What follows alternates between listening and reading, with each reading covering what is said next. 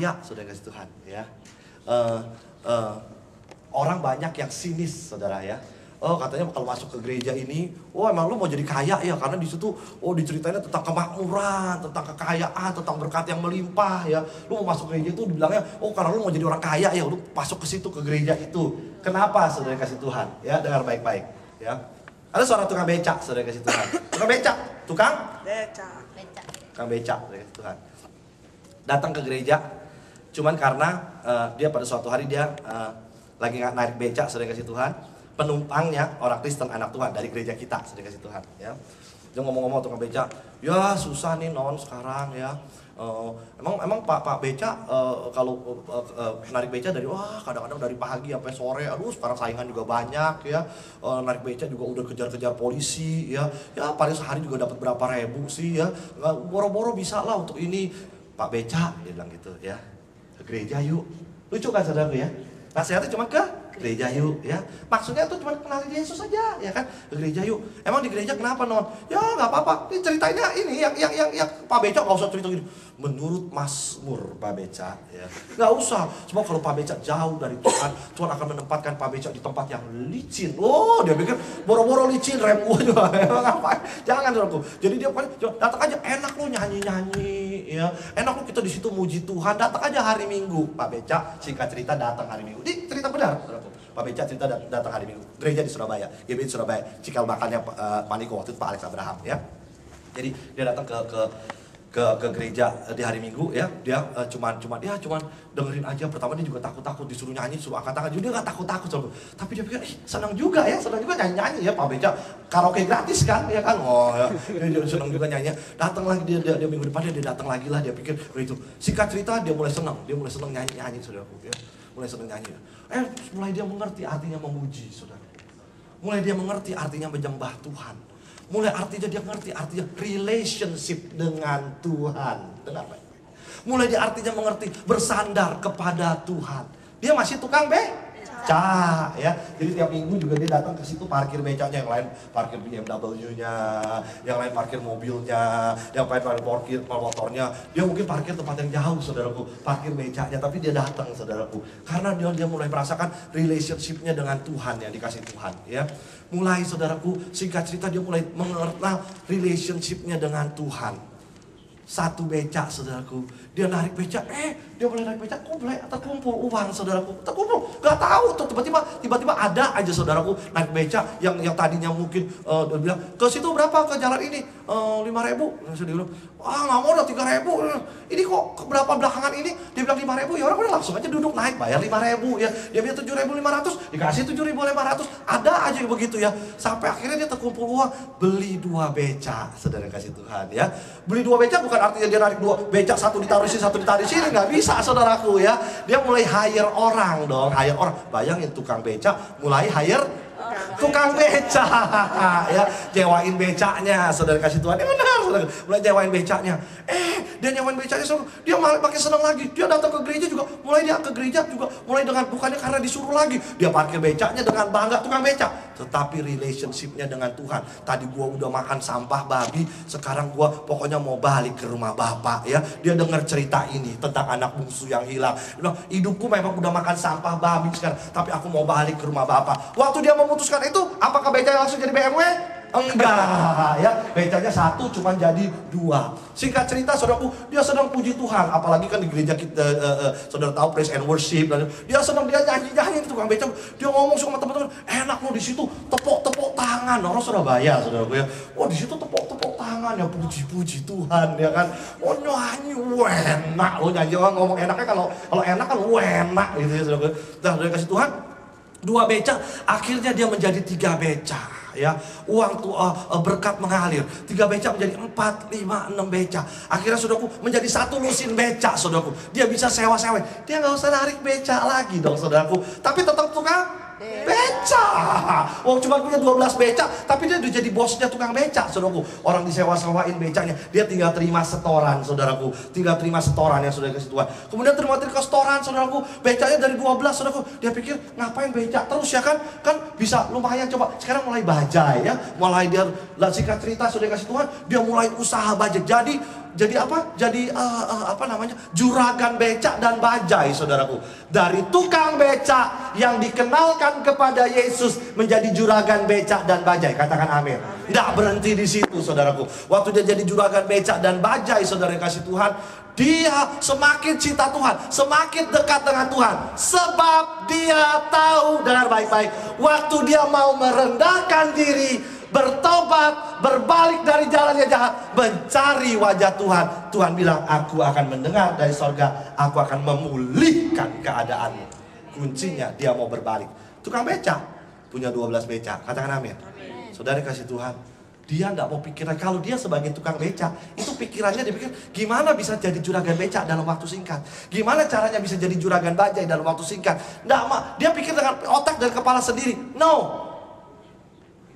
Yang penting adalah di rumah Bapak, di situ ada berkat. Kalau jadi selama jadi tukang becak, bagaimana mau bantuin? Majikan nggak bisa bantuin, malah orang minta bantuan teman, disuruh makan ampas babi.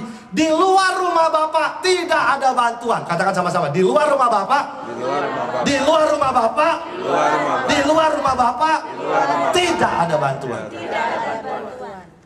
Saudara berbalik kepada rumah Bapak. Amin. Di situ ada bantuan. Di situ ada berkat melimpah.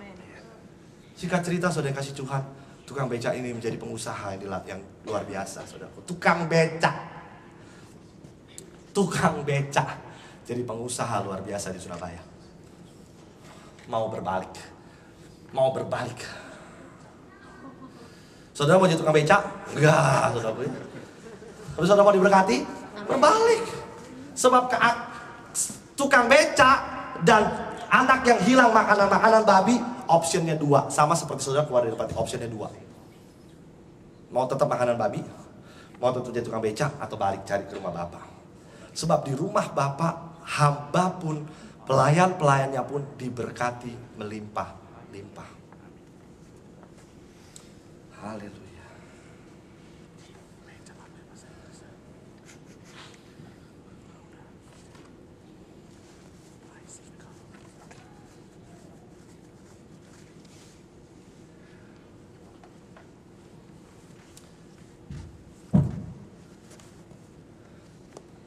Saudara pernah dengar lagu itu? Selain kau tiada yang lain. Ada di mana ayatnya, saudara? Ada di mana, ayo? Ada di mana, saudara? Perjanjian lama di mana, ayo? Di mana bisa ketemu ini?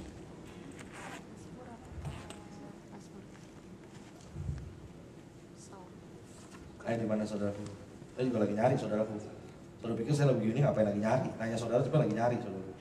Ayo. Bukan.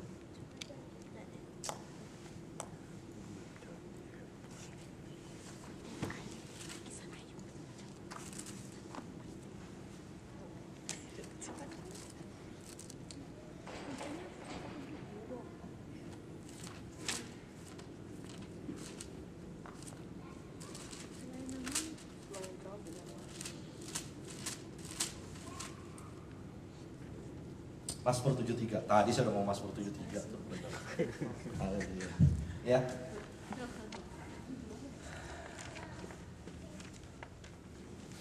Ya itu tadi sambungan yang tadi sebenarnya, saudara.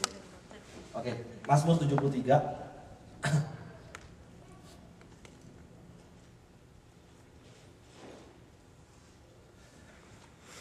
Nih, ya kita sedikit lagi, saudara, supaya saudara ngerti, supaya the full anak yang hilang ini supaya saudara ngerti. Mazmur 73 ayat 25 sampai 26.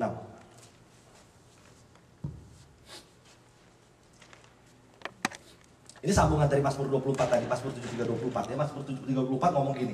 Dengan nasihatmu engkau menuntun aku dan kemudian engkau mengangkat aku ke dalam kemuliaan.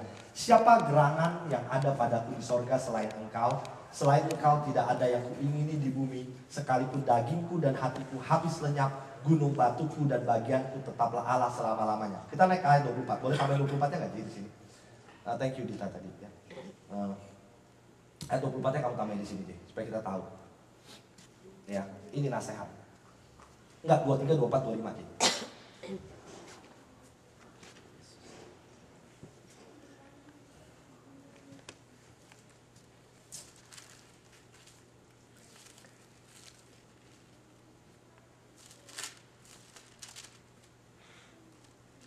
Oke. Dengan nasihatmu, engkau menuntun aku dan kemudian engkau mengangkat aku ke dalam kemuliaan.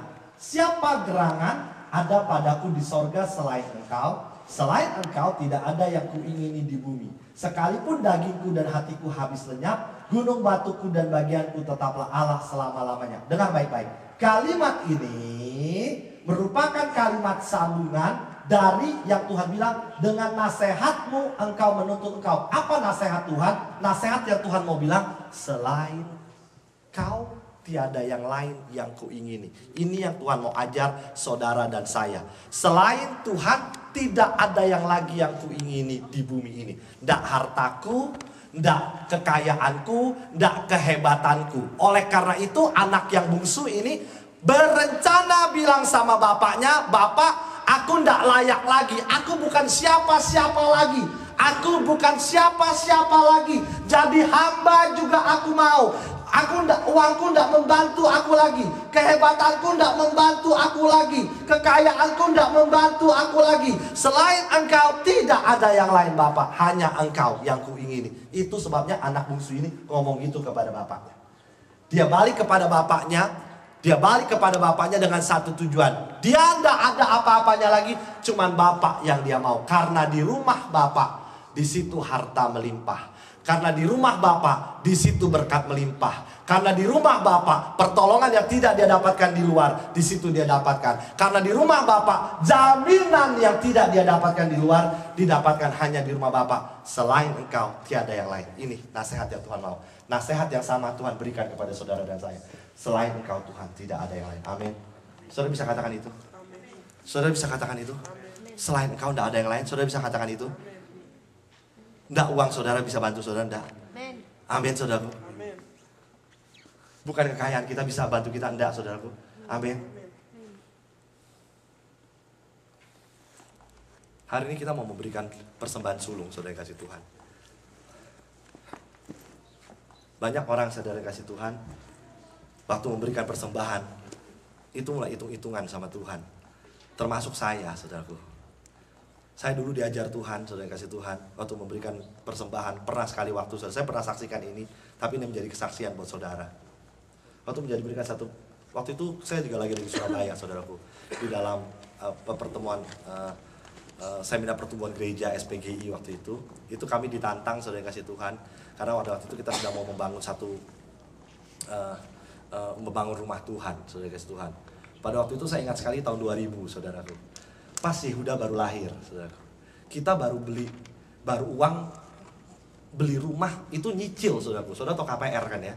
KPR, saudaraku. Waktu itu kalau nggak salah kita cuma punya uang dan bisa nyicil itu baru bisa lunas kira-kira 15 atau 20 tahun, saudaraku. Beneran. Ya kalau waktu karena ikut KPR kan dihitung kan, rumah baru bisa lunas 15 atau 20 tahun, saudaraku.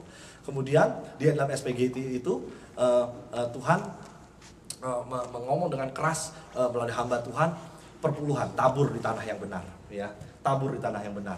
Selain kau tidak ada yang lain. Enggak, uang tuh nggak bisa bantu kita. Ini nasihat, ini nasihat. Selain kau tidak ada yang lain. Saudara bisa ngomong selain kau tidak ada yang lain, katakan. Selain kau tidak ada yang lain. Benar saudaraku? Selain Tuhan tidak ada yang lain, katakan amin. Nah kemudian saudara kasih Tuhan mulai ditantang, saudara. Tuhan mau saudara menabur di tanah yang benar. Karena uang udah jadi jaminan. Tapi waktu saudara tabur, apa yang menjadi paling yang rasanya saudara merasa paling berat, tabur buat Tuhan, tabur buat Tuhan. Ya, nanti kan kau akan diangkat ke dalam kemuliaan ini. Ini kan nasihat Tuhan. Nasihatmu kau menuntun aku, kemudian kau mengangkat aku dan pasti akan diangkat. Karena kalau kita mau dituntun mencari wajahnya, pasti kan diangkat. Saudara kasih Tuhan, waktu itu KPR kalau nggak salah. Kami 15 atau 20 tahun, saya rada lupa saudaraku. Pokoknya baru bisa bayar setelah itu. Baru tahun pertama beli rumah, tahun pertama udah lahir. Jadi ada keperluan buat beli rumah, keperluan buat anak saudaraku. Dan pada waktu itu saudara kasih Tuhan, saya dan Ami memang kerja, cuman ya pas-pasan tadi istilahnya Pak Abraham, pas-pasan. Benar-benar pas-pasan kalau waktu itu Pak ya. Jadi karena kadang-kadang saudara pernah ngalamin pas-pasan gak sih saudaraku? Ya. Bukannya pas-pasannya Pak Abraham, kalau pas-pasannya Pak Abraham luar biasa. Pas perlu bisa, itu luar biasa itu pas-pasannya gitu ya. Pas perlu dapat, itu enak. Nah itu pas-pasan saya benar-benar pas-pasan saudaraku. Masuk keluar. Pernah ngalamin gitu? Rasanya pernah saudaraku ya. Nah jadi pada waktu seperti itu, ini saudaraku salary, jadi pendapatan saya dan Ami itu katakanlah sekian.